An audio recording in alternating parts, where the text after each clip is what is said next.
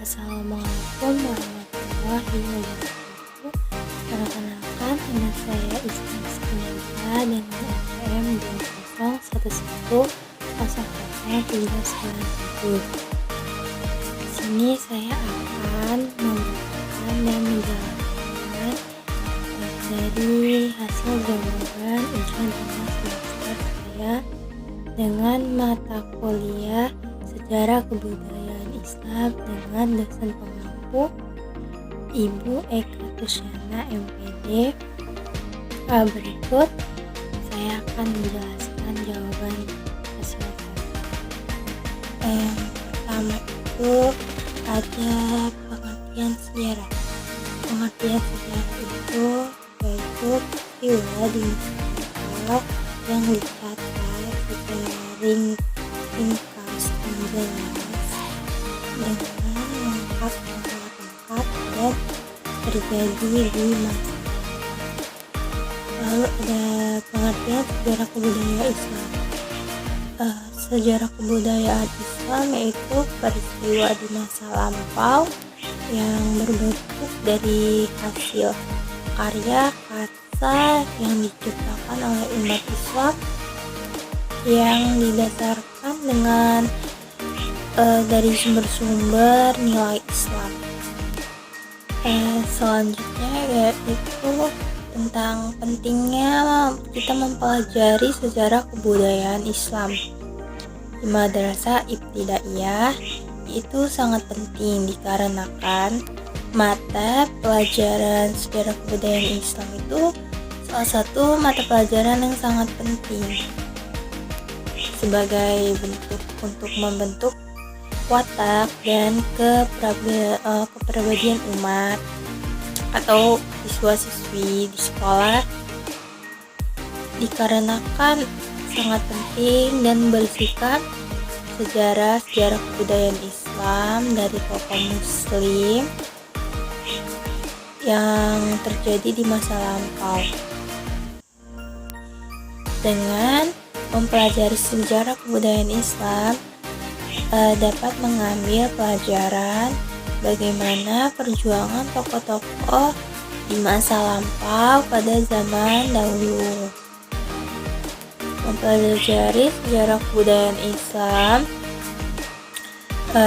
usia dini itu sangat penting dikarenakan di usia dasarlah mereka harus menanamkan pendidikan karakter dan sejarah keislaman sehingga mereka tidak mengikuti gaya hidup orang lain atau gaya hidup yang modern dengan budaya barat atau budaya lain di era globalisasi ini atau di era globalisasi sekarang.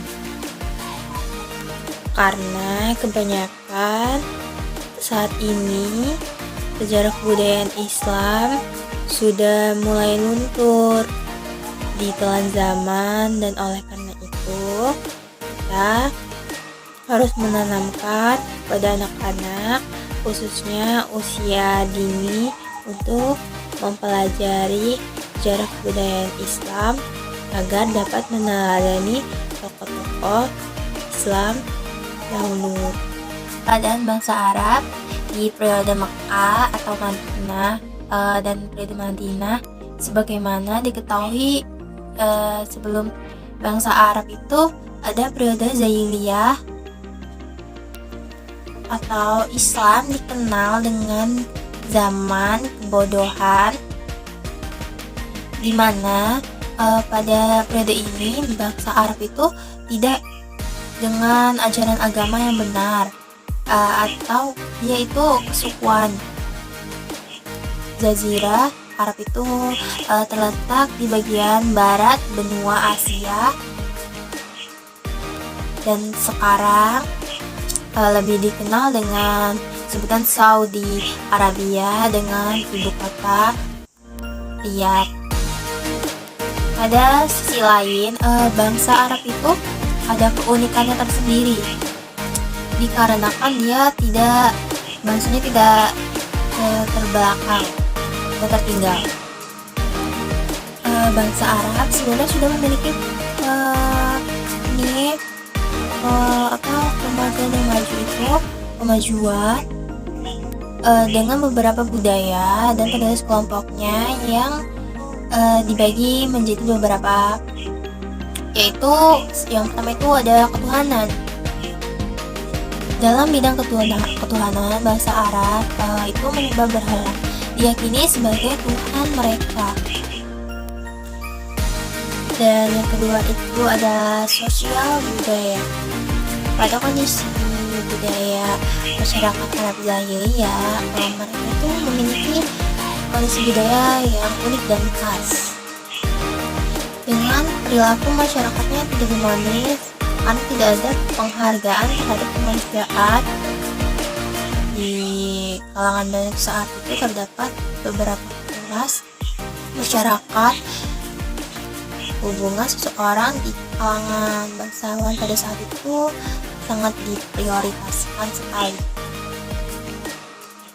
Yang ketiga itu ada bidang ekonomi. Di bidang ekonomi itu masyarakat sangat maju, terutama di bangsa Arab itu, dikarenakan mayoritas atau sebagian besar itu masyarakat bangsa Arab bekerja sebagai pedagang.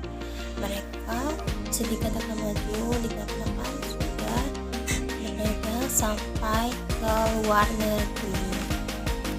Dakwah Rasulullah Shallallahu Alaihi Wasallam itu kurang lebih 23 tahun dan dibagi menjadi 2 periode, yaitu yang pertama periode Madinah dan di periode Mekah.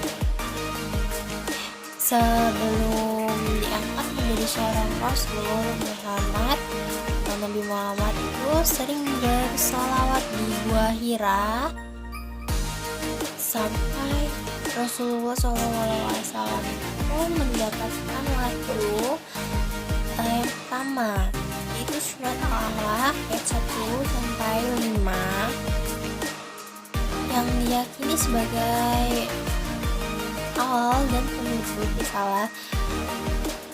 Dakwah Rasulullah SAW itu berlangsung selama 13 tahun. Dikarenakan 10 tahun itu Rasulullah SAW itu berdakwah di Mekah. Lalu menurut dia itu berdakwah di Mekah itu kurang kondusif, dikarenakan dengan pengikut atau menyembah berhala yang sedikit menganut ajaran Islam atau mengikuti ajaran Nabi Muhammad. Lalu hijrahnya Nabi Muhammad SAW ke Madinah, tak sedikit Rasulullah SAW mendapat ijazah dari lalu Rasulullah SAW membuat metode atau terobosan baru untuk berdakwah di Madinah. Yang pertama itu Rasulullah SAW itu mendirikan masjid. Pada zaman dulu masjid tidak hanya tempat ibadah saja, melainkan tempat belajar, tempat pemerintahan. Yang kedua itu Nabi Muhammad SAW itu memperkenalkan dan mempersaudarakan kaum Ansor dan kaum Muhajirin seperti Sa'ad dan Mu'adh. Yang ketiga itu ada Rasulullah SAW itu merumuskan undang-undang.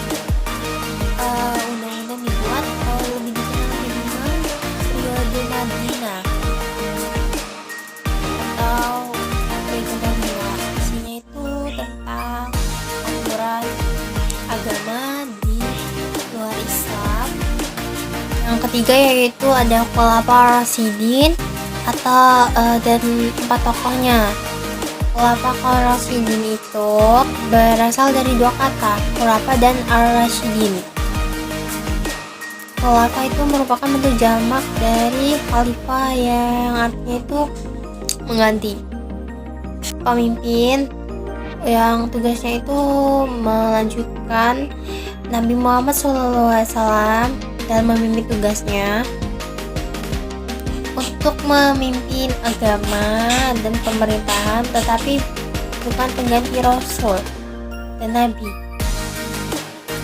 Sedangkan Ar-Rasyid itu yang artinya itu orang yang memberi petunjuk atau mendapat petunjuk. Jadi menurut bahasa itu kalau Pak Rasidin itu orang yang ditunjuk atau orang pengganti pada masa Nabi untuk menggantikan tugasnya.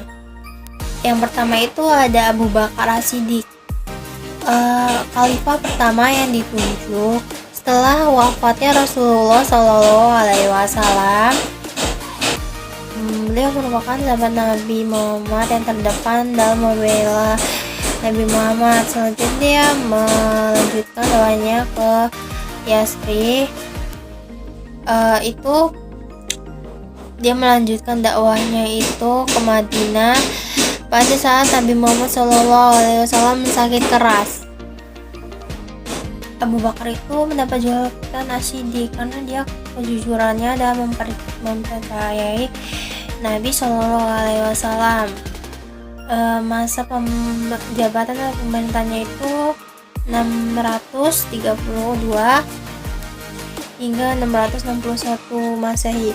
Dalam pemberontakan dia mengadakan pemberontakan. Yang kedua itu ada Umar bin Khattab. Dia sebelum masuk Islam itu sangat menentang Islam. Tapi setelah dia masuk Islam itu dia sangat berani menentang para orang kafir dan sangat membela Islam. Beliau 10 tahun lebih muda dengan Nabi Muhammad. Sebelum Umar bin Khattab wafat, Umar bin Khattab itu menunjuk untuk ia selanjutnya untuk menggantikan khalifahannya. Lalu yang ketiga itu ada Utsman bin Affan. Beliau itu sangat bijaksana dan tegas dalam memimpin. Beliau khalifah ketiga. Dia itu orang yang kaya tetapi dia tidak sombong dan sangat bijaksana. Juga ia mendapat gelar gayung sakit atau orang kaya yang tidak sombong dan sangat bersyukur kepada Allah Subhanahu wa Ta'ala. Salah satu jasanya itu menata pembacaan Al-Quran, membuka Al-Quran. Yang keempat itu ada Ali bin Abi Thalib. Ya, khalifah keempat menggantikan Rasulullah, yaitu anak yang diasuh Rasulullah. Dia dikenal dengan Sayyidina Allah, atau dia orang yang sangat berani, arif dan bijaksana, dan dia mempunyai ilmu agama yang luas dan mendalam. Yang keempat itu ada masa Bani Umayyah. Pada masa Bani Umayyah itu perkembangan ilmu itu sangat pesat sekali. Ilmu pengetahuan, sosial politik, kedokteran, berkembangnya ilmu bahasa Arab, hadis, ilmu sejarah itu berawal dari penulisan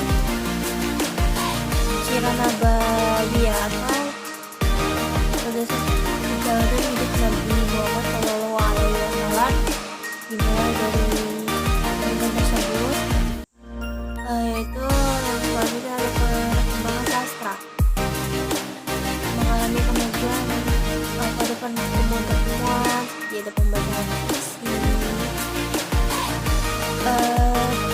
perkembangan di pemerintahan itu pemindahan ibu kota dinasti ke Damaskus,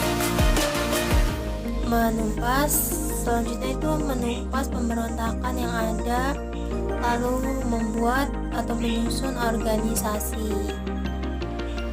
Yang kelima itu ada perkembangan pada masa dinasti Abbasiyah. Perkembangan pada masa dinasti Abbasiyah yaitu menciptakan dua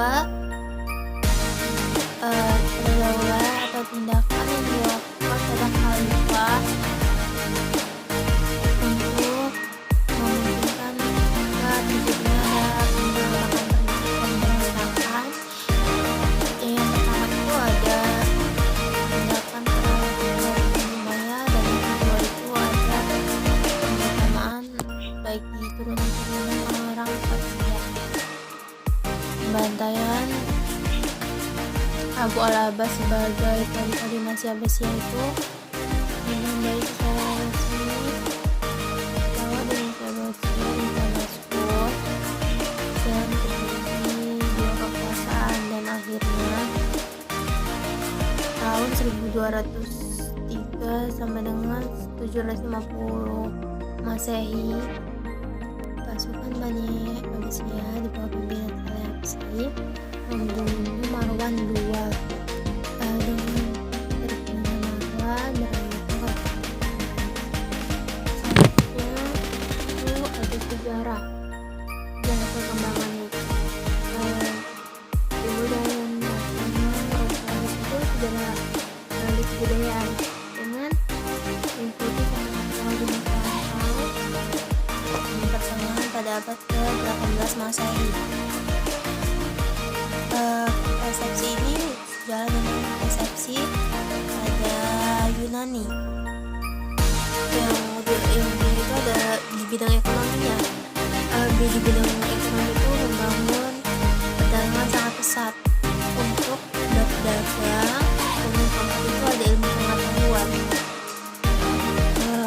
muncul ilmu penerbangan, ilmu matematika, ilmu filsafat, ilmu kedokteran, ilmu musik.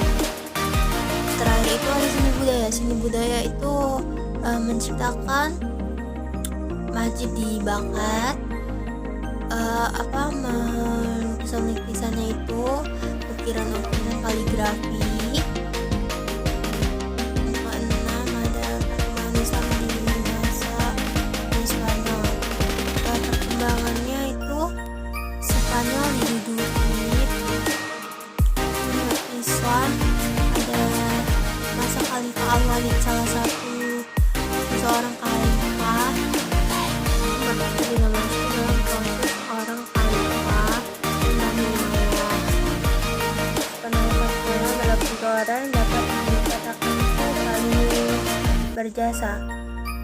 Mereka adalah Tariq bin Malik dan Musa bin Musayyib.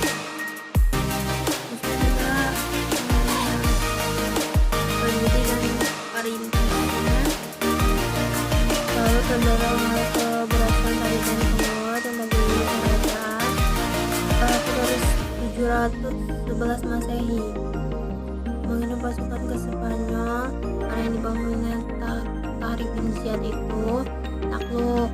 Nah selanjutnya itu berabad-abad itu mereka menyebar yang berhasil lolos dari kejaran Bani Abbasiyah itu, kemudian lari ke Spanyol.